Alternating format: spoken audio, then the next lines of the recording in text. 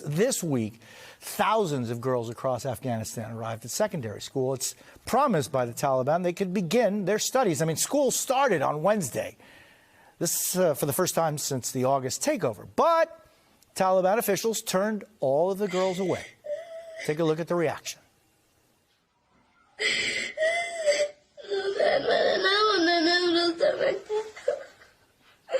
Not being permitted to study. The Taliban says it didn't renege on its promise. It was merely an issue of deciding on school uniforms. The reality is that teenage girls are not back in class. Joining us now, Atiya Abawi, an MSNBC international affairs analyst, and Mahbouba Siraj, a women's rights defender based in Kabul. Mahbouba, thank you both for being with me. What's it like in Afghanistan for women and girls right now?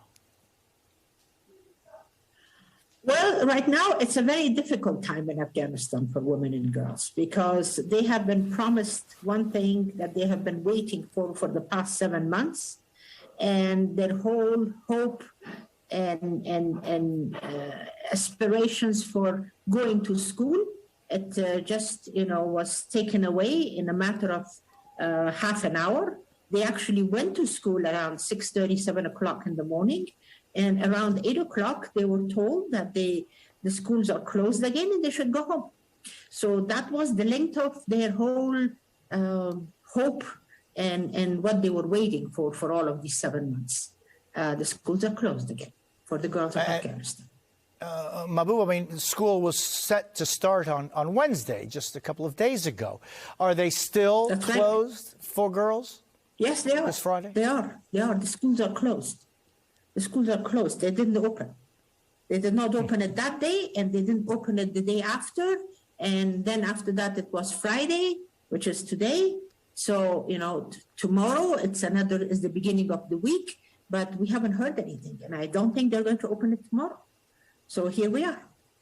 Yeah, I mean, Atiya, this is something. Schools are closed.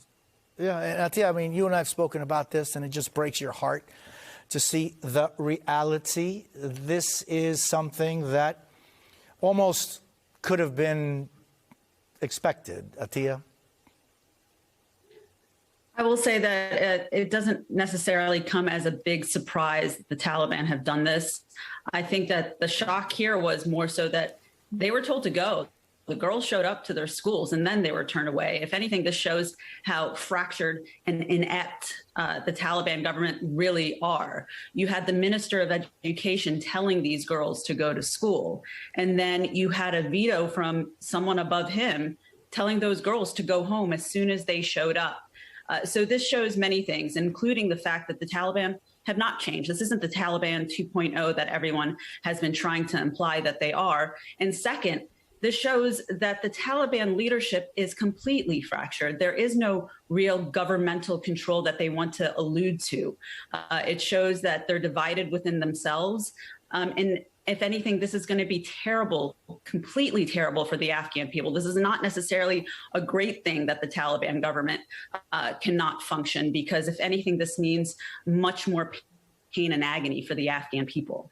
Yeah, it's almost as if when there's a fracture, there's lack of communication, et cetera, the ones that suffer are the girls and the women and people who are simply trying to exist in a country where being a woman, being a girl, is almost like condemnation to be a second-class citizen. Mahbouba, this is also just a part of a much bigger, broader problem. The UN says 23 million Afghans face hunger. What does that look like on the ground? On the ground, looks really terrible. First of all, the number of people that are actually begging for money has become more than triple. I mean, it's just they're all over the place.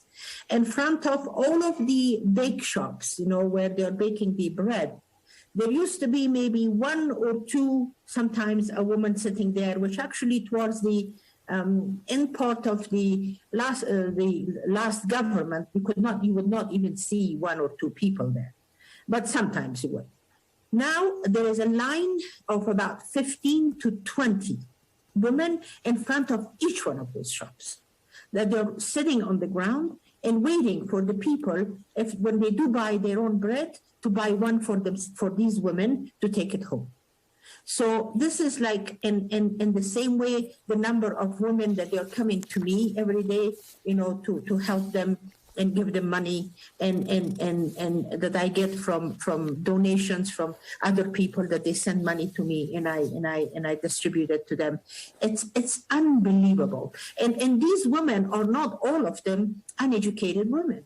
Most of them are women that they've had jobs. They are educated women. They are women that they have gone to school. They were school teachers. They were people that worked in the government offices. Now they don't have anything. They don't have food. Their children are hungry. So they come and they say, my kids haven't eaten for 3 days, for God's sakes. And it's like, for 3 days, your children haven't eaten. And then I have to give them some money and help them to go and buy some food. But then when I do that, that's only going to take care of a problem only for about I don't know the amount of money I give them, maybe $100, and to change it to Afghanis, which is about 8,000 something. I don't think it's going to take them for more than 2 weeks or a week or 10 days, depending on how many kids there are in that household. And then what is going to happen? So this thing keeps on going and going and going, and the cycle is continuing, and the hunger and the need of these people is getting more and more, and then this is what is happening. It's like we are in a nightmare at this point. We are going around ourselves. We can't find a way of getting out of this cycle, and how long is it going to last? How long are we going to be doing this? And this is awful.